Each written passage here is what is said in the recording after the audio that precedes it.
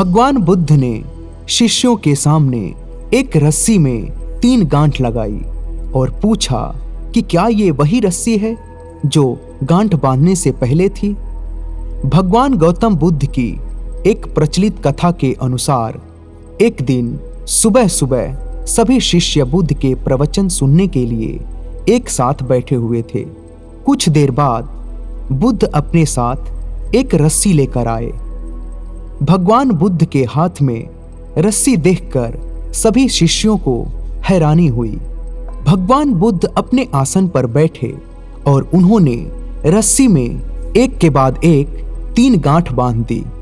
इसके बाद उन्होंने शिष्यों से पूछा कि क्या ये वही रस्सी है जो गांठ बांधने से पहले थी। इस प्रश्न के जवाब में एक शिष्य ने कहा कि प्रभु, इसका उत्तर थोड़ा मुश्किल है। ये हमारे देखने के तरीके पर निर्भर करता है। एक तरह से तो रस्सी वही है, इसमें कोई बदलाव नहीं है। एक अन्य शिष्य ने कहा कि अब इसमें 3 गांठें लगी हुई हैं, जो कि पहले रस्सी में नहीं थी।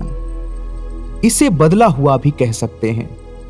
कुछ शिष्यों ने कहा कि वास्तव में मूल रूप से रस्सी वही है, लेकिन बदली हुई दिख रही है, लेकिन इसका मूल स्वरूप बदला नहीं है।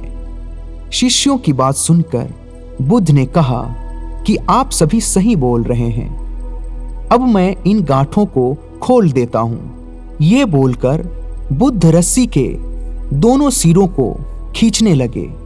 बुद्ध ने पूछा कि क्या इस प्रकार रस्सी की गांठें खुल जाएंगी। सभी शिष्यों ने कहा कि नहीं, ऐसा करने से तो गांठें और ज्यादा कस जाएंगी, इन्हें खोलना और मुश्किल हो जाएगा। बुद्ध ने कहा, ठीक है, अब एक अंतिम प्रश्न, इन गांठों को खोलने के लिए हमें क्या करना होगा। शिष्यों ने कहा कि हमें इन गांठों को ध्यान से देखना होगा, जिससे हम जान सके कि इन्हें कैसे लगाया गया है। इसके बाद हम गांठें आसानी से खोल सकते हैं। बुद्ध इस जवाब से संतुष्ट हो गए और उन्होंने कहा कि यह सही बात है। हम परेशानियों में फंसे रहते हैं और बिना कारण जाने ही उनका हल खोजने लगते हैं, जबकि हमें पहले समस्याओं के मूल को समझना चाहिए।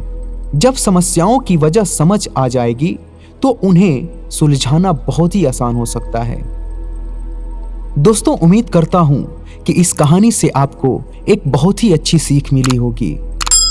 इस कहानी को देखने और सुनने के लिए आपका बहुत बहुत धन्यवाद।